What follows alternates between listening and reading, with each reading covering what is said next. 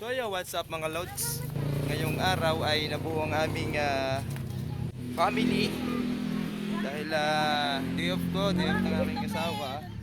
So naisipan naming mag-jogging sa Oval. Tara guys, let's go!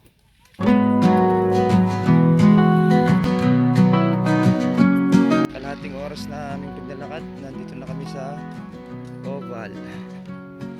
Alright guys, dito kami muli. At this time kami ay kumpleto, family.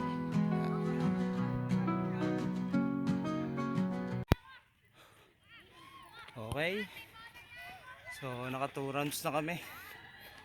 And walking muna, walking. Hindi kaya mabigla. Okay. Okay mga lods, tapos na kami mag-jogging, so going home na. Until next time. So yun mga lods, at inabot na kami ng gabi pag-uwi.